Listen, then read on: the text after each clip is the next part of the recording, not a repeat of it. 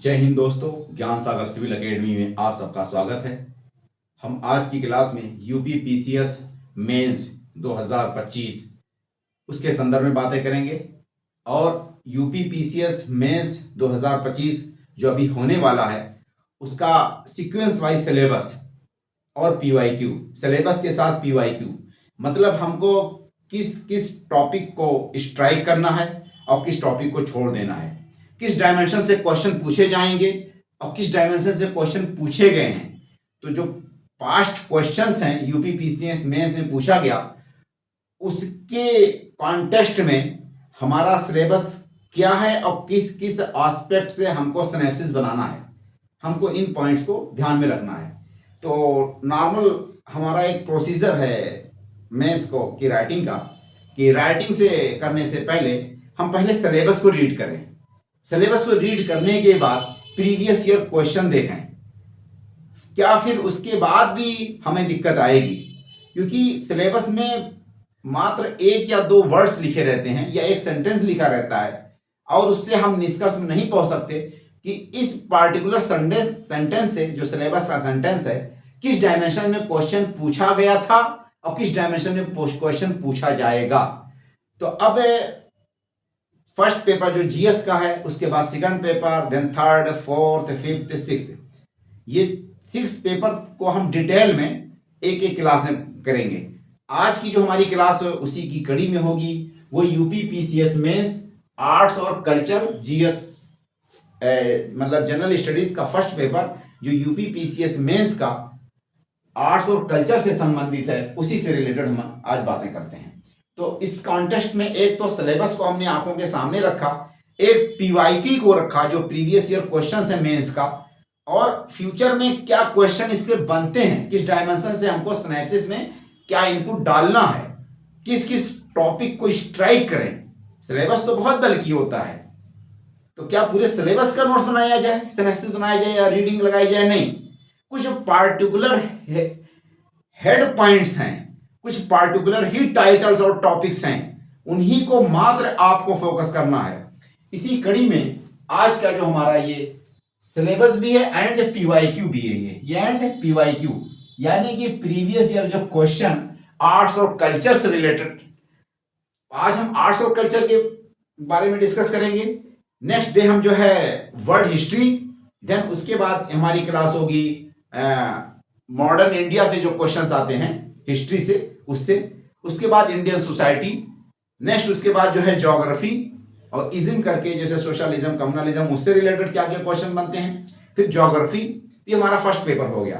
तो first paper में जो पहला टॉपिक हमारा है वो आर्ट्स कल्चर से रिलेटेड है, उसके लिए हम डिटेल में बातें कर लें किन किन टॉपिक्स का आपको नोट्स बनाना है और किन किन टॉपिक को छोड़ देना है। हमने जो यहाँ पे टॉपिक्स लिखे हैं मात्र उन्हीं पे आपको नोट्स बनाना है और काम करना है, उन्हीं को अलग अलग डायमेंशन से हम बताएंगे भी आपको, और उस पर आप काम करना शुरू कर दीजिए। उसके बाद उन नोट्स को रीडिंग लगाने के बाद नोट्स बनाइए, मैटर कलेक्ट करिए, अलग अलग सिनेप्सिस जो है टॉपिक वाइज जनरेट करिए, जो टॉपिक्स मैंने मेंशन किए हैं, और उसके बाद उसको रीडिंग लगाइए 2 और 3 टाइम्स। उसके बाद राइटिंग प्रैक्टिस करिए। ये सीक्वेंस होगा। फर्स्ट नंबर पे हमने जो भी यहाँ पे वर्ड्स लिखे हैं मात्र उन्हीं पे काम करना है आपको, बाकी अननेसेसरी कोचिंग का मैटर आपको छोड़ देना है, क्योंकि कुछ कोचिंग आपको 70 टेस्ट करवाएंगे, कुछ 100 करवाएंगे, कुछ 150 करवाएंगे, स्टूडेंट उसी में उलझ कर रह जाएगा, जबकि सिलेबस या क्वेश्चन मात्र बहुत हल्का रहता है, बहुत कम मैटर में आपको काम करना है। हार्डली आपको 8 to 10 hours he reading study करनी है, उसी में आपका काम पूरा हो जाएगा। और ये सिलेबस बहुत हल्का है, इससे ज्यादा आपसे कुछ ना पूछा है ना पूछेगा कभी। पहला जो हमारा टॉपिक है यहाँ पे कल्चर से रिलेटेड है, यूपी पीसीएस से टॉपिक जो है कल्चर से रिलेटेड पूछता है, वो ये है कि main characteristics of Indian culture. एक आपको पहले किस पे नोट्स बनाएंगे, अच्छा कोई भी नोट्स आपको 1.5 पेज या 2 पेज, 1.5 पेज 2 पेज से ज्यादा आपको सिनेप्सिस नहीं बनाना है। तो main characteristics of Indian culture, Indian culture का मेन कैरेक्टरिस्टिक्स क्या है, पहले नंबर पे हमें इस पे आपको नोट्स बनाइए, इस पे सिनेप्सिस जनरेट करिए। यानी इंडियन जो कल्चर है, इंडियन सभ्यता है, इंडिया का आर्ट्स कल्चर, उससे रिलेटेड आपको इंडिया की कल्चर उसके कैरेक्टर्स क्या हैं, उसके फीचर्स क्या हैं, उस पर एक सिनॉप्सिस आप बनाइए।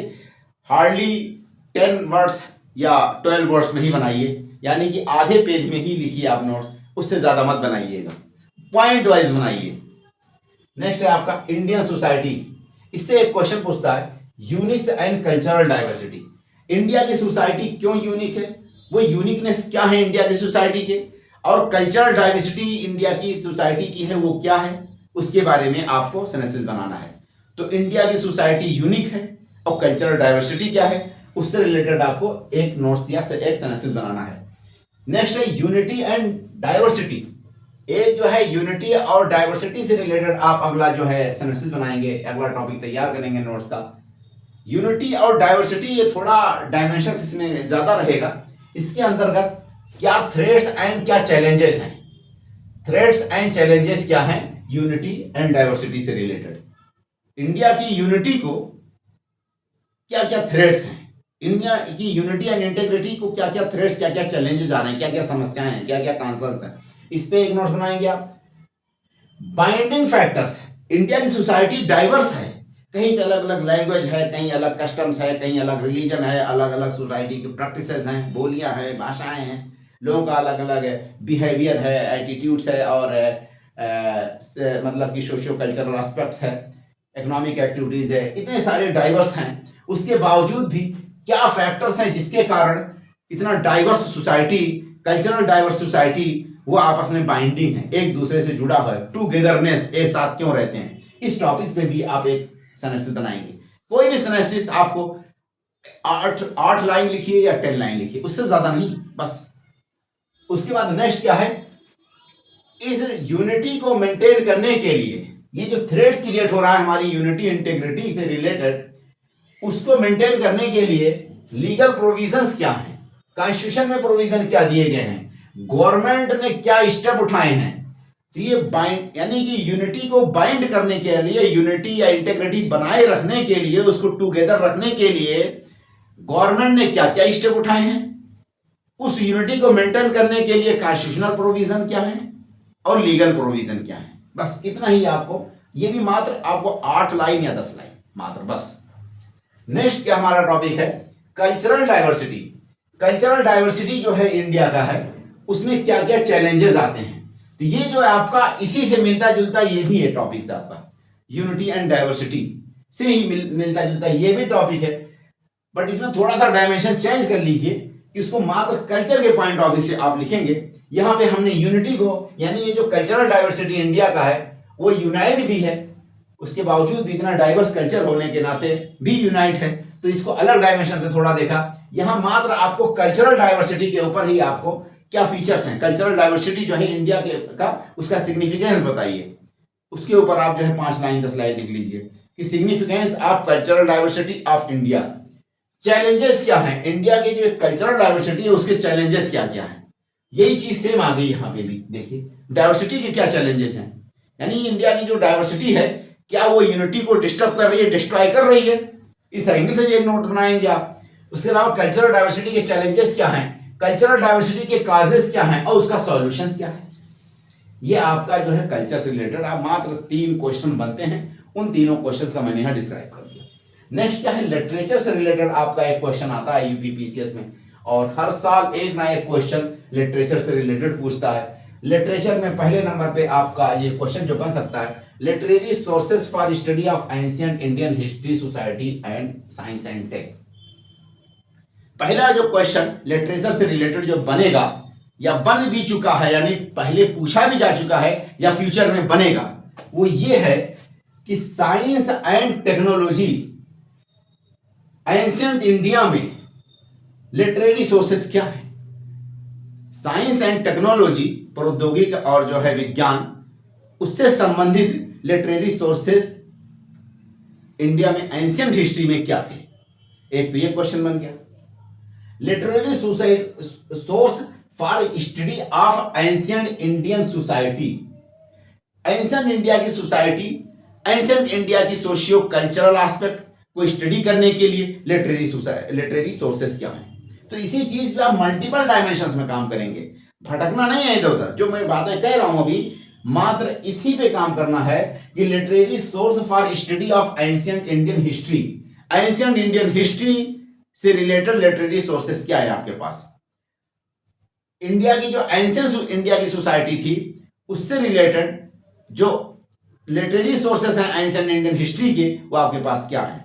ऐसे आपको एंशिएंट इंडिया का साइंस एंड टेक जानना है तो उससे रिलेटेड आपके पास लिटरेचर में क्या क्या सोर्सेस हैं, ये आपका क्वेश्चन बनता है। अब जैसे एंशिएंट इंडिया की अगर हिस्ट्री जाननी है तो फर्स्ट नंबर पे जैसे वैदिक लिटरेचर है उसके बारे में आप एक सीक्वेंस वाइज नोट्स बनाएंगे। फिर वैदिक में आपका जैसे कि चारों वेदास हो गए, उसके बाद ब्रह्मणास हो गए, उसके बाद आपका ब्रह्मणास के बाद आरण्यक्स हो गए, उसके बाद उपनिषद हो गया। उसके बाद नेक्स्ट पॉइंट पे ये आपका क्या है, इंडिया की हिस्ट्री, हिस्ट्रिकल एस्पेक्ट, खाली उसी पॉइंट से आपको निकालना है, ओनली हिस्ट्रिकल एस्पेक्ट। उसके बाद फिर आपका महाभारत और ये मतलब कि नॉन वैदिक लिटरेचर जैसे महाभारत हो गया और ये क्या कहते हैं रामायण और पुराण वगैरह जितने हैं। फिर आ जाइए आपका जो है बौद्ध और जैन के लिटरेचर, गुप्ता पीरियड के लिटरेचर, कनिष्क के पीरियड के लिटरेचर, हर्षवर्धन से पहले तक या हर्षवर्धन तक जो भी आपके पास लिटरेरी सोर्सेज हैं उसमें हिस्ट्रिकल पॉइंट ऑफ व्यू से 5 से 10 पॉइंट्स, आप जो है सोसाइटी के पॉइंट ऑफ व्यू से 5 से 10 पॉइंट, आप जो है साइंस एंड टेक से रिलेटेड 5 से 10 पॉइंट आप नोट्स बनाएंगे पूरा। मतलब ऐसे ओनली अब यहाँ पे ओनली लिटरेचर ही चलेगा और लिटरेचर को अलग अलग डायमेंशन से भी आपको नोट्स बनाना है। देखिए नेक्स्ट क्वेश्चन आपका बनता है वैदिक लिटरेचर से रिलेटेड। वैदिक लिटरेचर से रिलेटेड जो क्वेश्चन बनता है उसमें वैदिक एजुकेशन, वैदिक लिटरेचर में वैदिक एजुकेशन हमको क्या सिखाता है, वैदिक लिटरेचर से हमको क्या क्या सीख मिलती है, वैदिक लिटरेचर से हमारा हिस्ट्रिकल एस्पेक्ट के बारे में डिस्क्राइब करिए, वैदिक लिटरेचर से उस टाइम का सोशियो इकोनॉमिक कंडीशन के बारे में डिस्क्राइब करिए, वैदिक लिटरेचर जो इथिकल वैल्यूज हैं उसमें क्या मेंशन की गई हैं, वैदिक लिटरेचर जो ज्योग्राफिकल एस्पेक्ट हैं, ज्योग्राफिकल फैक्टर हैं एंशिएंट इंडिया के, वैदिक लिटरेचर में क्या कहे गए हैं। तो यहां पे देखिए ज्योग्राफिकल फीचर ऑफ वैदिक literature, cultural and socio economic aspect of वैदिक लिटरेचर। नेक्स्ट क्या है, वैदिक लिटरेचर में जो एजुकेशन से रिलेटेड, सोसाइटी से रिलेटेड, कल्चर से रिलेटेड, पॉलिटी से रिलेटेड, इकोनॉमी से रिलेटेड, और सब में आपको मात्र 5 से 7 लाइन आपको नोट बनाने होते हैं। वैदिक लिटरेचर में पॉलिटी के बारे में क्या कहा गया, वैदिक लिटरेचर में सोसाइटी के बारे में कहा गया।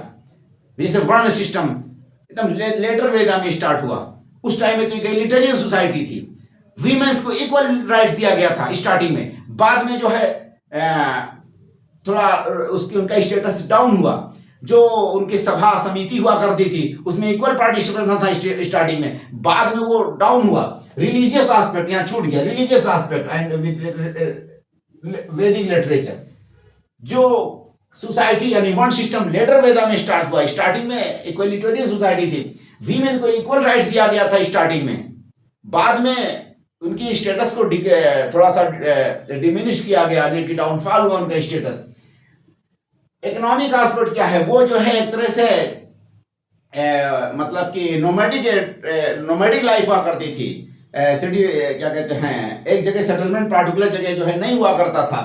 उसके अलावा स्टार्टिंग में पेस्टोरल नोमैड्स थे, वो यानी जानवर लेकर के इधर उधर घूमते रहते थे। वो मेनली रेवड़ पे यानी कि जो पेस्टोरल नोमैड्स हैं यानी कि अपने जानवर लाइव स्टॉक्स पे उनकी लाइवलीहुड डिपेंड होती थी। वो सोसाइटी मतलब इस तरह से थी कि बाद के टाइम पे वो एग्रीकल्चर का कॉन्सेप्ट बहुत ज्यादा उनके यहाँ डोमिनेट हुआ। तो ये सारे aspect, economic aspect, religious aspect, political aspect, cultural aspect और सोशल सोसाइटी का एस्पेक्ट, एजुकेशन का एस्पेक्ट, इन सारे एस्पेक्ट से वैदिक लिटरेचर के कॉन्टेक्स्ट में वैदिक लिटरेचर का ज्योग्राफिकल फैक्टर क्या है, वो फीचर जो ज्योग्राफिकल फीचर है, जैसे कहाँ पे वैदिक लिटरेचर में क्या क्या भी बातें उस टाइम के, कहीं पे जैसे मध्यादेश, आर्यभरत, इस तरह वर्ड्स आते हैं, कहीं पे सदा नीरा, कहीं पे कोई रिवर का नाम कुछ है ना, रिवर जैसे अलग अलग रिवर्स का नाम है। तो पूरा ज्योग्राफिकल एस्पेक्ट है, उसको आप पिन पॉइंट कर करके वहां पे वैसे लाइन टू लाइन नोट्स बना करके आप इसको इनपुट बना करके तैयार करके रखेंगे। यही एस्पेक्ट नहीं पूछेगा, इससे ज्यादा कहीं नहीं जा सकता। कहीं कोचिंग में 70, 80, 100 टेस्ट लगाने की जरूरत नहीं है, मात्र इन्हीं को आप सिलेबस को नोट बनाएंगे और आप एक दिन 100% मार्क्स स्कोर करेंगे। चैलेंज के साथ कहता हूं, क्योंकि इस बार पीटी में जो एग्जाम हुआ 2 स्टूडेंट्स मुझे फॉलो किए प्रॉपरली और इस बार उनका स्कोर 95 या उसके आसपास आया। वो रेगुलर फॉलो करते रहे और इस बार बाई चांस उनका स्कोर अच्छा आया, क्योंकि पीटी में जैसे मैंने उनको मेथड बताया था सेम वो बेचारे फॉलो किए आप लोगों से भी रिक्वेस्ट है कि आप लोग भी फॉलो करें, 100% रिजल्ट मिलेगा। नेक्स्ट पॉइंट हमारा क्या आता है, बुद्धिस्ट लिटरेचर, उससे रिलेटेड भी क्वेश्चन आता है। बुद्धिस्ट लिटरेचर वर्ल्ड पीस में क्या रोल है? बुद्धिस्ट लिटरेचर वर्ल्ड पीस के पॉइंट ऑफ व्यू से सिग्निफिकेंस क्या है? बुद्धिस्ट लिटरेचर का कल्चरल हिस्टोरिकल एस्पेक्ट क्या है? बुद्धिस्ट लिटरेचर का जो हिस्टोरिकल एस्पेक्ट है उसको पिन पॉइंट करिए।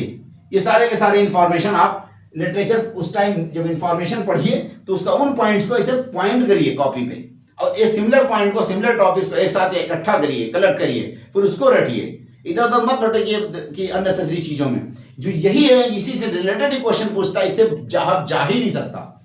नेक्स्ट पॉइंट क्या है आपका, feature of Sangam period culture. देखिए संगम लिटरेचर पहले नंबर पे तो वैदिक लिटरेचर, उससे मल्टी डायमेंशन से क्वेश्चन पूछ रहा है।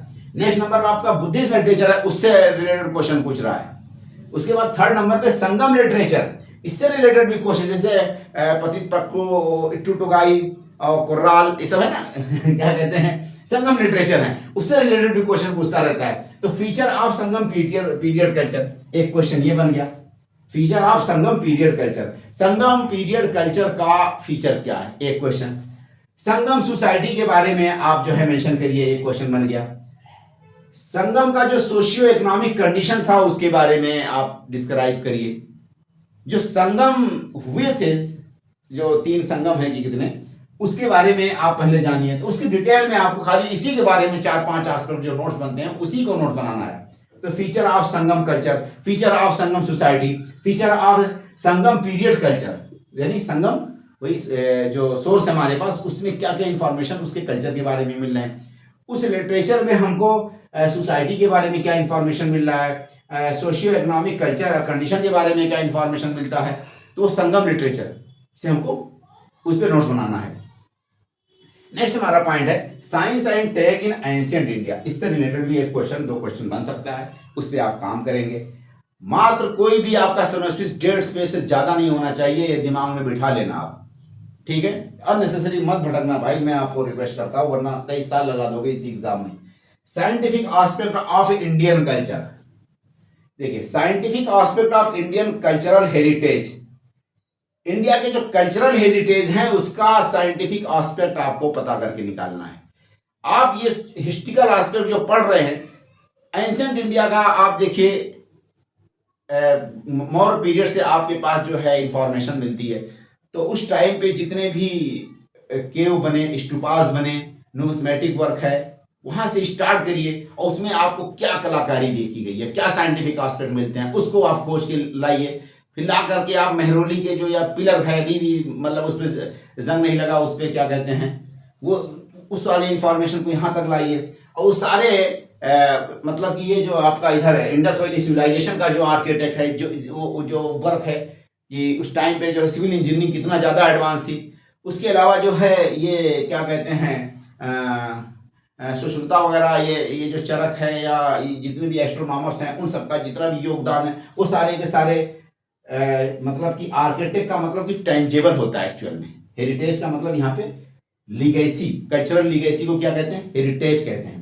तो कल्चरल लीगेसी खासकर इस पे फोकस उस पे करना होता है जो टेंजेबल एस्पेक्ट होता है। तो वो साइंटिफिक पॉइंट ऑफ व्यू से कि इंडस वैली सिविलाइजेशन में जो टाउन प्लानिंग थी उससे हमको क्या क्या इन्फ्लुएंस ड्रॉ होकर के मिलती है, वो इन्फॉर्मेशन को, सिग्निफिकेंस को आप इस तरह से पॉइंट बना करके आपको डालते रहना है। और हिस्ट्री का मतलब होता है कि सीक्वेंस क्रोनोलॉजी को फॉलो करना। कोई भी नोट्स लिखा भी जाएगा, कोई भी राइटिंग की जाएगा, तो हमेशा हिस्ट्री की नोट्स को क्रोनोलॉजी में लिखा जाएगा।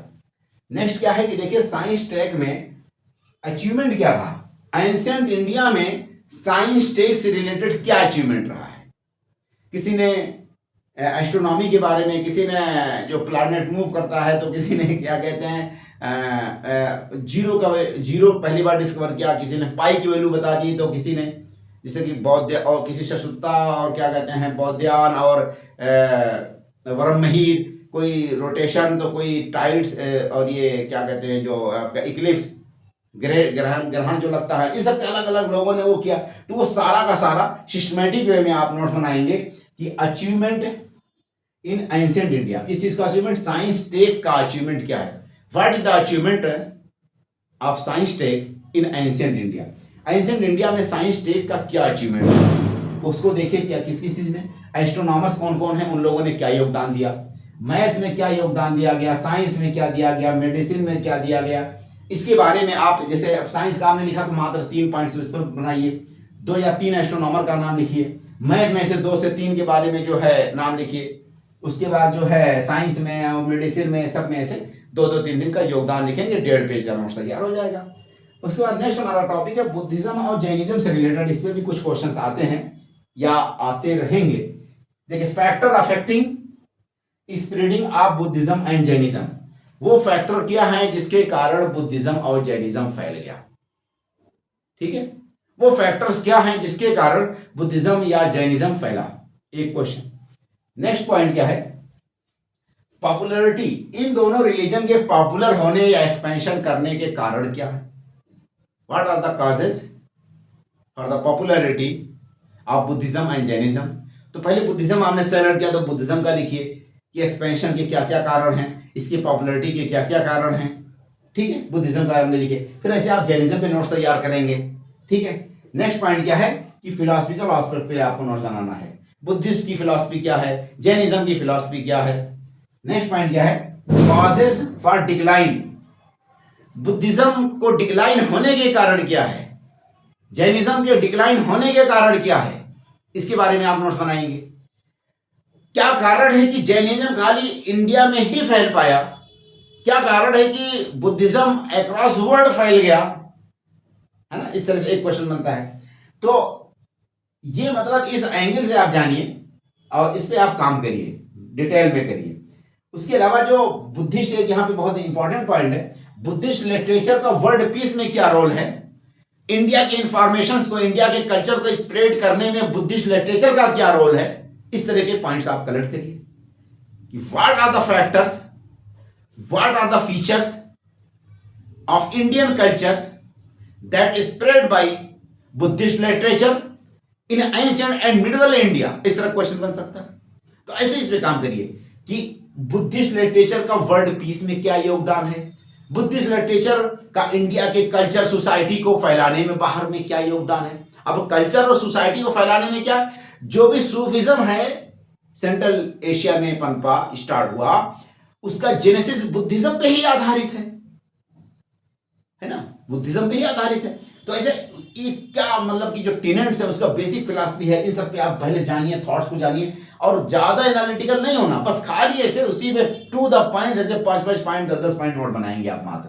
ये हमने सिलेबस को डिस्क्राइब कर दिया, इसमें क्वेश्चंस भी हैं पिछले सालों के जो इस टॉपिक से रिलेटेड पूछे जा चुके हैं और ये फ्यूचर में जो क्वेश्चन पूछे जाएंगे उन्हीं को मैं आपके सामने डिस्कस कर रहा हूं या डिस्क्राइब कर रहा हूं। कॉजेस फॉर डिक्लाइन, बुद्धिज्म के डिक्लाइन होने के कारण क्या है, बुद्धिज्म का खात्मा होने का कारण क्या है, जैनिज्म का आपका घटने का कारण क्या है।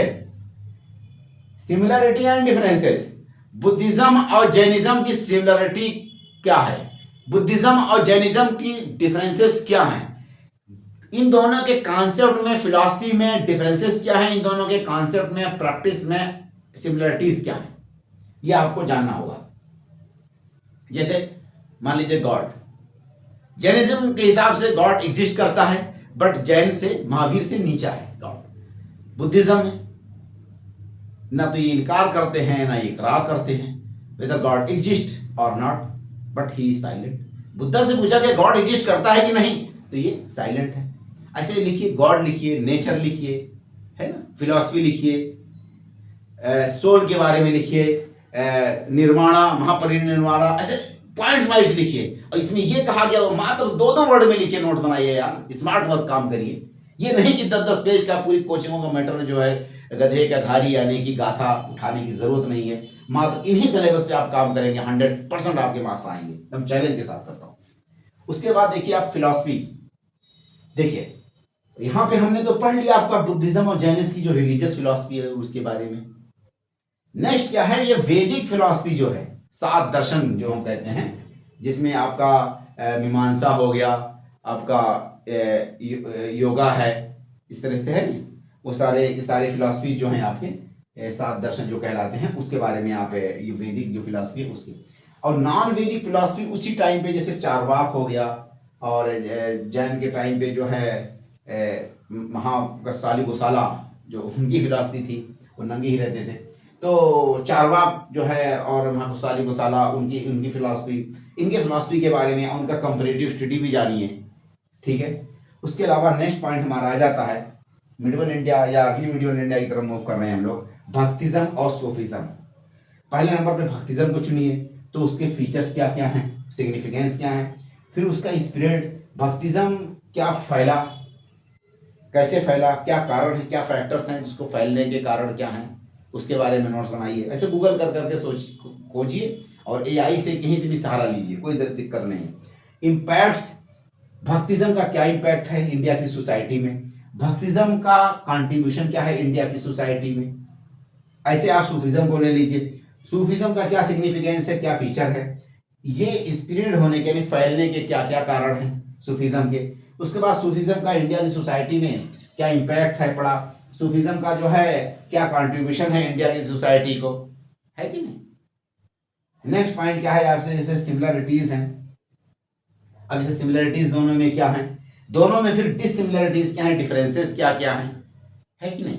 दोनों में डिसिमिलरिटीज क्या क्या है, दोनों में डिफरेंसेस क्या क्या है। नेक्स्ट पॉइंट हमारा आ जाता है इंडस वैली सिविलाइजेशन से रिलेटेड। इंडस वैली सिविलाइजेशन से रिलेटेड अगर हम बात करते हैं तो ये आपका देखिए artistic expression and feature. Indus valley civilisation का आपको आर्ट्स के पॉइंट ऑफ व्यू से, आर्टिस्टिक का मतलब क्या वहां पे कलाकारियां थी, क्या वहां पे ऐसे गुण थे, क्या क्या मतलब हमको ऐसी क्वालिटीज आर्ट से रिलेटेड क्या क्या ऐसे कलाकारियां मिलती हैं, क्या क्या योग्यताएं दिखती हैं, उसको फीचर्स को, उसके सिग्निफिकेंस को, उसके नेचर को हमको डिस्क्राइब करना, नोट्स बनाना है। तो आर्टिस्टिक्स एक्सप्रेशन एंड फीचर्स पहला पॉइंट तो यही हो गया। अब देखिए आर्टिस्टिक एक्सप्रेशन और फीचर में क्या है, कुछ नहीं है, बस आप ऐसे सील उठाए आपने, उसके बारे में 3 लाइन नोट्स बनाया, स्कल्पचर के बारे में नोट्स बनाया, उनका स्क्रिप्ट जो बोर्सरो फ्रेडान करके क्या, एक बार राइट तो एक बार लेफ्ट, ठीक है, पढ़ते थे। उसके बाद बीट्स वगैरह जो मिले उसके बारे में, ऑर्नामेंट्स के बारे में, कॉस्मेटिक, पोट्री और टेराकोटा, इन सब के बारे में आप ऐसे 3-3 लाइन लिखते चले जाएंगे, 1.5 पेज का ऑटोमेटिक नोट हो जाएगा। यही आपका आर्टिस्टिक एक्सप्रेशन हो गया। नेक्स्ट पॉइंट क्या है, crafts and arts depicts skill of Indus people. Crafts and arts से इंडस पीपुल के द्वारा जो भी इंफॉर्मेशन हमको मिलती है उसके बारे में, वो उनमें क्या ऐसी कृतियां हैं, आकृतियां क्या क्या, मतलब कि उन्होंने आर्ट्स में ऐसी आर्टिस्टिक क्वालिटीज क्या क्या बिखेरे हैं, क्या क्या दिखाए हैं। अब किस पॉइंट्स में दिखाया है, ये डिपिक्ट क्या क्या स्किल किसमें दिखती है कलाकारों की, ये स्क्रिप्ट को लिखने में, तो स्क्रिप्ट के बारे में मेंशन कर दीजिए कि ये हमको पॉइंट मिलता है इसमें। बीड्स यानी कि जैसे बीड बनाते थे वो लोग, ऑर्नामेंट्स हो गए, कॉस्मेटिक प्रोडक्ट्स हैं, पोट्री है, टेर्राकोटा है, स्कल्पचर है, सील है, इन सब में क्या क्या स्किल हमको देखी जाती हैं बुद्धिस्ट के time, sorry Indus valley civilisation के टाइम, जो आर्ट्स, इन चीज़ों में क्या क्या स्किल जो है आर्टिस्ट अपना बिखेरे हुए हैं, इसके बारे में आप डिस्क्राइब करेंगे। नेक्स्ट पॉइंट क्या है इंडस वैली सिविलाइजेशन से रिलेटेड, आर्किटेक्चर है। आर्किटेक्चर का मतलब कि जो टाउन प्लानिंग है एंड स्ट्रक्चर, कहाँ पे मतलब कि अपर वाला, वेस्टर्न साइड वाला और लोअर वाला, जो अरिस्टोक्रेट रहते थे, जो रूलिंग क्लास कहाँ रहती थी, जो ग्रैंडरी होती थी, जो बाथरूम हुआ करता था और ड्रेनेज का सिस्टम था, विंडोज उनका किधर था, ये सारे इंफॉर्मेशन आप ऐसे लिखते चले जाइए। और ये टाउन प्लानिंग को किसके लिखते, किस हिसाब से नोट बनाएंगे, आर्किटेक्ट के हिसाब से नोट बनाएंगे। What are the architectural features of Indus valley civilisation, describe the major architectural structure of the Indus valley civilisation. तो इंडस वैली सिविलाइजेशन के आर्किटेक्चर के पॉइंट ऑफ व्यू से पॉइंट्स का नोट बनाएंगे आप, क्या स्ट्रक्चर हमको इंफॉर्मेशन देता है जो कि हमें उसमें खुदाई में मिला इंडस वैली सिविलाइजेशन का, तो इस पे नोट बनाएंगे। नेक्स्ट क्या है, religious influence. Indus valley civilisation पे किस रिलीजन का इन्फ्लुएंस था, रिलीजियस प्रैक्टिसेस क्या थे और किस तरह के रिलीजन को वो प्रमोट और प्रोपागेट करते थे, पॉलिटिकल सिस्टम क्या होता था, या उनके जो आर्ट और आर्किटेक्चर से या खुदाई में जो भी डिस्कवरी हुई है, ये सील या इनसे हम किस तरह की इंफॉर्मेशन को डिपिक्ट करते हैं, किस तरह की इंफॉर्मेशन का इन्फ्लुएंस ड्रॉ करते हैं। तो उसमें जैसे रिलीजियस की कैसी सोसाइटी थी, मान के चलिए कि एक क्वेश्चन ये भी बन सकता है कि जो क्या कहते हैं म्यूनिसिपैलिटीज होती हैं या गवर्नमेंट होता है, गवर्नमेंट कहीं की, वो क्या करती है, एक तो टैक्स लेती है, उसका काम क्या होता है? रोड बनाना, ड्रेनेज सिस्टम मैनेज करना, एडमिनिस्ट्रेशन को मैनेज करना। तो अब ये पॉइंट्स है, इसमें हमें क्वेश्चन पूछा जा सकता है कि what are the major features of Indus valley civilisation related to the existence of governance systems. तो what are the major features related with existence of organised governance system in Indus valley civilisation. Indus valley civilisation में government के exist होने का proper क्या क्या हमको सबूत मिलता है। तो explain the evidences related with the existence of governance system, existence of municipality. ठीक, तो इससे रिलेटेड हमको इंफॉर्मेशन क्या मिलता है इंडस वैली का। Socio economic condition and polity, यही मतलब कि गवर्नेंस से रिलेटेड क्या क्या। सोशियो इकोनॉमिक कंडीशन कैसी थी, सोसाइटी में इक्वालिटी थी कि नहीं थी, ट्रेड का कॉन्सेप्ट क्या था, फॉरेन ट्रेड था कि नहीं था, ये सारे के सारे एस्पेक्ट। बार्टर सिस्टम था या आपका जो है मनी की का प्रॉपर वो था, ये सारी की सारी इकोनॉमिक सिस्टम में आ जाएगी। तो इसके बारे में हमको इंफॉर्मेशन कहाँ से, इन्हीं से कलेक्ट करके और सिनॉप्सिस के फॉर्म में नोट्स बनाने हैं। Impact of Greeks on Indian society, polity, economy, arts and culture. जो ग्रीक्स आए 200 बीसी में, उनका इंडिया की सोसाइटी में क्या इम्पैक्ट पड़ा, इंडिया के आर्किटेक्ट्स पे, इंडिया के एडमिनिस्ट्रेशन पे, इंडिया की पॉलिटी पे, इंडिया के लाइफ पे लोगों का। जैसे मान के चलिए कि एस्ट्रोलॉजी है, ड्रामा है, ये सब क्या है इंडिया ने ड्राइव किया। न्यूमिस्मेटिक है, यानी कि जो गोल्ड कॉइन उन्होंने इंट्रोड्यूस किया। स्टेट गोल्स वाला जो कॉन्सेप्ट है, यानी कि मिलिट्री गवर्नेंस सिस्टम। तो ये सारे क्या इंडिया की सोसाइटी पे क्या असर पड़ा उनके आने से। ठीक है, तो ये आर्किटेक्ट वगैरह पे क्या क्या वो डाला उन्होंने। उसके अलावा देखिए philosophical and socio economic revolution of 6th century BC, 6ठी शताब्दी बीसी में फिलोसफिकल, कल्चरल और आपका सोशियो इकोनॉमिक रिवोल्यूशन दुनिया भर में किस एंगल से हुआ, कैसे हुआ। तो इस पे पॉइंट ऑफ व्यू देखिए 6ठी शताब्दी में इंडिया में पहले देखिए कौन कौन लोग हुए। तो 6ठी शताब्दी में इंडिया में महावीर और जैन, इन लोगों ने नया रिलीजन ही स्टार्ट कर दिया था। सेम 6ठी शताब्दी में 6 मतलब की सेंचुरी बीसी में ही कन्फ्यूशियन, जो कि चाइना के एक मतलब कि वो भी जैसे यहाँ के बौद्ध हैं वैसे वहाँ के भी चाइना का सबसे मेजर रिलीजन जो है वो आपका कन्फ्यूशियन को मानने वाले लोग होते हैं वो लोग। और सेकंड नंबर पे वहाँ का बुद्धिज्म रिलीजन है। चाइना का सेकंड नंबर का कौन है? बुद्धिज्म। और फर्स्ट नंबर पे प्राइमरी कौन है? कन्फ्यूशियन है। तो उसी टाइम कन्फ्यूशियन का भी जो है रिलीजन का उन्होंने भी इंट्रोड्यूस किया था, स्टार्ट किया था। ऐसे ईरान में भी जोरोस्ट्रियंस वगैरह बहुत ज़्यादा पॉपुलर होते थे, वो भी उसी टाइम स्टार्ट हुआ था। जो जैन अवस्था वगैरह जो हम लिटरेचर सुनते हैं, पढ़ते हैं, तो वो भी मतलब कि जो आग की पूजा करते हैं ईरान में, ठीक है, जोरोस्ट्रियंस कहते हैं, वो सारे के सारे पूरी दुनिया में जो है cultural revolution type, philosophical revolution कहा जाएगा।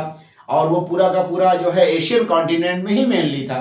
तो उससे रिलेटेड भी एक क्वेश्चन बन सकता है और वो भी बहुत ज़्यादा इंपॉर्टेंट है। नेक्स्ट पॉइंट क्या है आपका, देखिए मौर्य में आ जाइए आप। मौर्य का जो arts, architect and literature, Maurya का arts, architect and literature. Arts and architect में मौर्य में दो तरीका हो सकता है, एक कोर्ट आर्ट्स हो सकता है और एक आपका जो है पॉपुलर आर्ट्स, यानी पब्लिक के द्वारा बनाया हुआ। जो कोर्ट आर्ट्स होता है जैसे कि अशोका का स्तंभ हो गया है ना, और क्या कहते हैं ये स्तूप, यानी कि स्तूपा जिसे कहते हैं, स्तूप बनवाया, पिलर बनाया अशोका ने। उसके अलावा पॉपुलर आर्ट में कहीं पे केव है, तो कहीं पे आपका कुछ ऐसे आर्किटेक्ट टाइप चीज़ें हैं वो बनवाई गई थी। और जो ये ट्रेडर्स होते थे उन लोगों ने, गिल्ड्स ने भी कुछ कहीं पे डोनेट किया था, जो भी जैनिज्म और बुद्धिज्म वगैरह के रिलीजन को प्रमोट करने के लिए रिलीजियस साइट भी बनाए थे। तो उनके बारे में आप जो है इसमें यहाँ पे बुद्धिस्ट मौर्य के टाइम का आप पढ़ेंगे। उसके अलावा जो है आपका लिटरेरी सोर्सेस क्या है मौर्य के टाइम पे। मौर्य के टाइम पे जो भी टेक्स्ट लिखी गई उसमें खासकर इनका ये टेक्स्ट जो है आपका अर्थशास्त्र जो है चाणक्य वाला, उसके बारे में आप पॉलिटिकल एस्पेक्ट से आपका इंफॉर्मेशन का जरूर कुछ ना कुछ नोट्स बना ही लीजिए आप। नेक्स्ट पॉइंट आपका गुप्ता पीरियड उसके बाद आ जाएगा। गुप्ता पीरियड देखिए, इसको गोल्डन एज काहे कहते हैं, गोल्डन एज क्यों कहते हैं भाई गुप्ता पीरियड को? आर्ट और आर्किटेक्ट का गुप्ता ने आर्ट और कल्चर का गोल्डन एज गुप्ता पीरियड को क्यों कहा जाता है, क्या कारण है? या development of arts and crafts and architecture in Gupta period, बात दोनों एक ही है।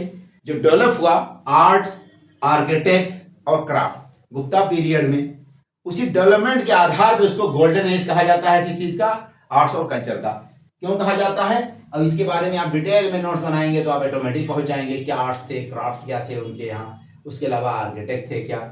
अब आर्किटेक्ट्स की अगर बात की जाए खाली गुप्ता पीरियड की, तो देखिए उसको कई भागों में डिवाइड कर लीजिए। नंबर 1 पे टेम्पल बना के बारे में करिए, तो टाइप्स ऑफ टेम्पल जो गुप्ता स्टार्टिंग के गुप्ता और लास्ट के गुप्ता के बीच तक आते आते 5 जो है टाइप्स हो गए थे, तो उसके बारे में डिटेल में जान लीजिए। 4-5 टेम्पल का एग्जाम्पल नोट कर लीजिए, स्पेशली यूपी के पॉइंट ऑफ व्यू से एग्जाम्पल को नोट करिए। आपका जैसे केव्स हैं, उस टाइम में जितने भी केव, अजंता, एलोरा, बाघ है ना, ये सारे के सारे जो है केव भी उस टाइम में बहुत ज़्यादा मतलब कि पॉपुलर हो रहे थे। इस कल्चर से रिलेटेड जो भी इंफॉर्मेशन गुप्ता वगैरह के टाइम पे मिले आपको, वो सारे के सारे इंफॉर्मेशन। नुमिस्मेटिक यानी कि गोल्ड कॉइन, कॉपर कॉइन जो उन्होंने जारी किए, उसके बारे में मेनली उनके यहाँ आपको केव, स्टूपा एंड टेम्पल, इस पे आपको नोट बनाना ही बनाना है गुप्ता के टाइम का। केव, स्टूपा और टेम्पल, ये गुप्ता के टाइम का आपको, और इसी के थ्रू आप जो है इस पे पहुंच जाएंगे कि इनको गोल्डन एज आर्ट्स और कल्चर का क्यों कहा जाता है। इसके अलावा ये तो पहला पॉइंट हो गया।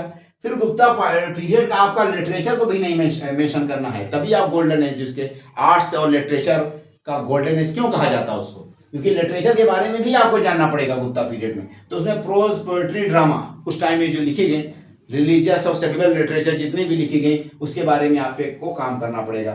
देन एक क्वेश्चन बनता है कि science and tech in Gupta period. Gupta period में जो है साइंस एंड टेक्नोलॉजी या उससे रिलेटेड जो आपका आर्टिस्ट थे या जो राइटर्स हैं या जो लिटरेचर लिखे गए अवेलेबल है, वरमहीर हुए, आपका चार क्या है, ये सब जितने भी हैं जो है, उनके बारे में आपको डिटेल में पढ़ना है और लिखना है, नोट्स बनाना है। गुप्ता के बाद आप आ जाएंगे तो गंधर्वा स्कूल ऑफ आर्ट आता है। गंधर्वा स्कूल ऑफ आर्ट जो है मथुरा स्कूल ऑफ आर्ट, उसी का कंटेम्पोररी है, उसी का जूनियर कंटेम्पोररी जो है अमरावती और सारनाथ है। इनके ऊपर आपको नोट्स बनाना है और इनका डिफरेंसेस भी आपको पता होना है। डिफरेंसेस में आप अगर नंबर 1 पे क्वेश्चन बन सकता है Gandharva school of art versus Mathura school of art, इसके बारे में डिफरेंस में क्वेश्चन पूछ सकता है। दूसरा क्वेश्चन जो डिफरेंस में अगर पूछेगा तो Sarnath versus Mathura school of art, Sarnath versus Mathura school of art, क्या सिमिलरिटीज हैं, क्या डिफरेंसेस हैं इन दोनों में। इन पॉइंट पे आपको नोट्स बनाना पड़ेगा कि similarities between Gandharva school of arts and Mathura school of arts, dissimilarities दोनों में क्या है, सारनाथ में इसमें कोई सिमिलरिटी है कि नहीं है, तो दोनों बुद्धिस्ट के से रिलेटेड हैं, दोनों में मतलब ऐसे पॉइंट्स लिखिए कि उस किस इंफॉर्मेशन क्या देता, किस रिलीजन से रिलेटेड है, किस फिलॉसफी से रिलेटेड है, उसके अलावा उसमें वो क्या यूज हुआ, स्टोन कौन सा यूज हुआ, कि क्राफ्ट का डिजाइन क्या है, किस चीज के लिए बनाया गया, ऐसे दिमाग में क्रिएट करिए। उसी को आप नोट्स बना के फॉर्म में 5-5 पॉइंट, 10-10 पॉइंट हर एक का बनाइए, ज्यादा नहीं।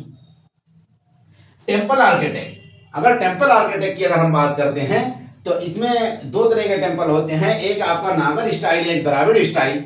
इनके ऊपर आप नोट्स बनाएंगे। पहले नंबर पे अगर नागर ले लेते हैं तो नागर के कैरेक्टर्स क्या हैं उस टेम्पल के, उसके बाद उसका जो है नागर जो टेम्पल स्टाइल है वो कहाँ कहाँ पे एंशिएंट टाइम पे फैला, कहाँ कहाँ पे बना, उसके कुछ इंपॉर्टेंट एग्जाम्पल भी आप नोट करेंगे। उसके अलावा इन दोनों में कंपेरिजन क्या है, द्राविड़ में और नागर में कंपेरिजन क्या है, फिर इन दोनों का रोल क्या रहा है, नागर और द्राविड़ का। स्पेशली द्राविड़ का रोल ज्यादा इंपॉर्टेंट है, इसके पॉइंट ऑफ व्यू से, सोसाइटी के पॉइंट ऑफ व्यू से, इकोनॉमिक के पॉइंट ऑफ व्यू से, एजुकेशन के पॉइंट ऑफ व्यू से और पॉलिटिक्स के पॉइंट ऑफ व्यू से। तो द्राविड़ टेम्पल का सोशल एस्पेक्ट्स को कोरिलेट करके नोट बनाएंगे। द्राविड़ टेम्पल का आप जो है जैसे दासी वासी वाला कॉन्सेप्ट हुआ करता था, उसके अलावा जो है पॉलिटिकल एस्पेक्ट, वो रूलिंग सिस्टम भी होते थे लोकल लेवल पे, उसके अलावा जो है उनका एजुकेशन सिस्टम भी वहां हुआ करता था। तो ये इसके बारे में भी आप इंफॉर्मेशन, तो सोशियो कल्चरल फेनोमेना में क्या रोल था द्राविड़ टेम्पल का, ठीक है। ऐसे नागर टेम्पल का भी अगर इंफॉर्मेशन मिल जाता है, उसे नहीं मिलता है, बहुत कम मिलता है सोशियो इकोनॉमिक से रिलेटेड, तो भी बना सकते हैं आप, बट दोनों का डिफरेंस जानना जरूरी है, क्वेश्चन पक्का है दोनों का। उसके अलावा जो है Indo Islamic architecture, Indo Islamic architecture जो है उसको 2 भागों में आप डिवाइड करिए, एक सल्तनत पीरियड का और एक मुगल। जो सल्तनत पीरियड है उससे मात्र एक क्वेश्चन पूछे जाने की उम्मीद है, वैसे क्वेश्चन नहीं पूछेगा। सल्तनत में अगर क्वेश्चन पूछेगा तो ट्रेबिट्स एंड आर्कुएट में डिफरेंस क्या है? ट्रेबिट जो आर्किटेक्चर है और ये क्या कहते हैं ट्रेबिट्स एंड आर्कुएट। ट्रेबिट का मतलब कि जो इंडिया का इंडिजिनस सिस्टम हुआ करता था, स्लेब एंड पिलर वाला कॉन्सेप्ट।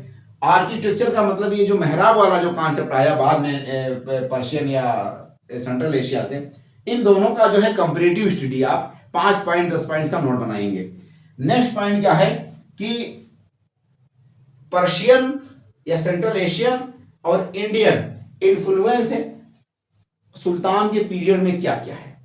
सल्तनत पीरियड के जो आर्किटेक्चर हैं उस पर पर्शियन या सेंट्रल एशियन इन्फ्लुएंस क्या क्या है। सल्तनत पीरियड के जो आर्किटेक्चर हैं उस पर इंडियन इन्फ्लुएंस क्या क्या है। तो इसका इन्फ्लुएंस के बारे में भी आपको नोट्स बनाना पड़ेगा, ये पॉइंट लिखना पड़ेगा। 2-4 एग्जाम्पल भी कोट करते रहिए।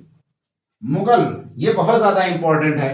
मुगल आर्किटेक्ट, इसमें आगरा और फतेहपुर से रिलेटेड जो भी आर्किटेक्चर इंफॉर्मेशन आपको मिले वो पूरा का पूरा डिटेल में नोट्स करिए। देखिए, जेवल्स ऑफ आर्किटेक्चर, क्या कारण है कि आगरा को जेवल ऑफ आर्किटेक्ट कहते हैं? क्या कारण है कि फतेहपुर को जेवल ऑफ आर्किटेक्ट कहते हैं? इस तरह से क्वेश्चन पूछता है या पूछा जा चुका है। ठीक है, तो जेवल ऑफ आर्किटेक्ट कौन है, आगरा या फतेहपुर, और क्यों है, इसके बारे में जानेंगे। तो 4-5 है, उसका एग्जांपल लेंगे आप और उसको बिल्डिंग्स को अपने इसमें लिख करके 2-2, 3-3 लाइन में ऐसे नोट बनाइए। Persian and Indian influence Mughal architects पे क्या क्या है? What are the influences of Persian and Indian over the Mughal architect. Mughal architect पे पर्शियन का क्या मतलब प्रभाव दिखता है हमको, या गुजराती प्रभाव क्या दिखता है, या राजस्थानी या इंडिजिनस क्या इन्फ्लुएंस दिखता है, या सेंट्रल एशिया या पर्शियन वाला क्या इन्फ्लुएंस दिखता है, इसके बारे में आप नोट्स बनाएंगे। नेक्स्ट टॉपिक हमारा जो है पेंटिंग से रिलेटेड है। पेंटिंग में अगर हम देखते हैं तो यहाँ पे क्वेश्चन आने की संभावनाएं बहुत कम है, ना के बराबर है। कभी यूपीपीसीएस ने पूछा भी नहीं है और पूछेगा भी नहीं, बट आप दिल की तसल्ली के लिए ये चाहते हैं कि सिलेबस में सारी चीजें मेंशन है तो काम कर लें, तो अगर करना चाहते हैं तब कर लें। तो इसमें प्री हिस्टोरिक जो है उस पर नोट बनाएंगे कि प्री हिस्टोरिक पेंटिंग से रिलेटेड। प्री हिस्टोरिक पेंटिंग से रिलेटेड जो है खास कर आपको काम करना पड़ेगा भीमबेटका पे। भीमबेटका जो है आपका ये स्टार्ट होता है अपर पैलियोलिथिक, मेसोलिथिक और चालकोलिथिक तक। इन तीनों फेज के बारे में आपको नोट्स बनाना पड़ेगा। और अगर बनाना इसलिए पड़ेगा क्योंकि इसके कुछ साइट मिर्जापुर और सोनभद्र जो कि यूपी का डिस्ट्रिक्ट है वहां भी पाया जाता है, इसीलिए इसके ऊपर भी आपको नोट्स बनाना पड़ जाएगा या क्वेश्चन पूछा जाएगा कहीं ना कहीं। आज नहीं कल को पूछा जा सकता है, तो अगर पूछेगा तो ये भीमबेटका के ऊपर वनली पूछेगा प्री हिस्टोरिक में। ठीक है, जैसे लकुरिया करके और भी बहुत सारी जगहों पे है, लेकिन हमको कहीं नहीं पढ़ना, खाली भीमबेटका के बारे में पढ़ेंगे। और इससे क्वेश्चन इसलिए पूछेगा कि सोनभद्र में, मिर्जापुर में, चित्रकूट में थोड़े बहुत कुछ केव्स ऐसे हैं, कुछ माउंटेन्स के ऐसे रॉक्स की ऐसे शिलावाल हैं जहाँ पे इसके अंश दिखते हैं हमको, इसीलिए हमको इस पर काम करना पड़ सकता है। मुगल पेंटिंग से रिलेटेड बहुत ज्यादा इंपॉर्टेंट चांस बनता है कि मुगल पेंटिंग के फीचर्स क्या हैं, मुगल पेंटिंग में पर्शियन इन्फ्लुएंस क्या है, मुगल पेंटिंग पे इंडियन इन्फ्लुएंस क्या है, मुगल पेंटिंग का डिक्लाइन होने के क्या कारण है, मुगल पेंटिंग जो है रीजनल कोर्ट में फ्लोरिश होने के क्या कारण है। ठीक है, इससे इस तरह के क्वेश्चन बनेंगे। क्या क्या बनेंगे मुगल पेंटिंग पे? मुगल पेंटिंग का सिग्निफिकेंस और फीचर क्या है, मुगल पेंटिंग के 4-5 पेंटर के बारे में डिटेल में करिए। जहांगीर का पीरियड जो है मुगल पेंटिंग का एपिटोम कहा जाता है। मुगल पेंटिंग में पर्शियन और इंडियन जो है इन्फ्लुएंसेस हैं वो क्या क्या हैं। मुगल पेंटिंग में जो है डिक्लाइन होने के क्या कारण हैं, और रीजनल कोर्ट में मुगल पेंटिंग जो फैले उसके क्या क्या कारण हैं, अब कैसे वो फैले, वहां पे क्या मतलब कि उसके बारे में इंफॉर्मेशन जानिए आप। नेक्स्ट पॉइंट एक क्वेश्चन बन सकता है डांस एंड म्यूजिक से रिलेटेड। तो उसमें एक क्वेश्चन ओनली यही है कि हिंदुस्तानी एंड कर्नाटिक म्यूजिक सिस्टम जो है, हिंदुस्तानी और कर्नाटिक जो म्यूजिक है उसमें सिमिलरिटीज क्या है और डिसिमिलरिटीज क्या है। हिंदुस्तानी म्यूजिक और कर्नाटिक म्यूजिक में क्या क्या सिमिलरिटीज हैं और क्या क्या डिफरेंसेस हैं, उन फीचर के बारे में आपको जानना पड़ेगा। एक सिनेप्सिस इसका भी बनता है। नेक्स्ट पॉइंट क्या है, अगर डांस में क्वेश्चन पूछेगा तो डांस में ज्यादा चांस है कि आपका यूपी का फोक डांस पे क्वेश्चन पूछे, जिसको हम डिस्कस किसमें करेंगे, यूपी के फर्स्ट पेपर में हमारा वो सिलेबस में है। यूपी के 5th पेपर में, यूपी स्पेशल का जो जीएस का मेंस का 5th पेपर है, 5वां पेपर, उसमें हम डिटेल में डिस्कस करेंगे डांस के बारे में। यहाँ कथक में खाली आप नोट्स बना सकते हैं। अगर क्लासिकल डांस में आप जैसे मणिपुरी, आपका उड़िया है और भारतनाट्यम और इस तरह के जितने भी डांस हैं, तो इसमें अगर आप काम करना चाहते हैं तो कथक पे खाली काम करना होगा आपको। बस ये सिलेबस रहा आपका ओनली और ओनली आर्ट्स और कल्चर जो यूपी पीसीएस मेंस का सिलेबस है, उससे रिलेटेड इन्हीं टॉपिक्स पे आपको नोट्स बनाना है। इससे ज्यादा एग्जैजरेशन या वर्क की जरूरत नहीं है। अगर इस पे आप 100% काम कर लेते हैं तो आपका इससे बाहर कहीं भी क्वेश्चन नहीं जाएगा। अब यहीं पे हम विराम देते हैं और आप लोगों से एक रिक्वेस्ट है कि हमारे चैनल को ज़्यादा से ज़्यादा लाइक और सब्सक्राइब करें और जो भी समस्याएं हों उसको कमेंट बॉक्स में हमसे डायरेक्टली पूछ सकते हैं। ओके भाई, ऑल द बेस्ट।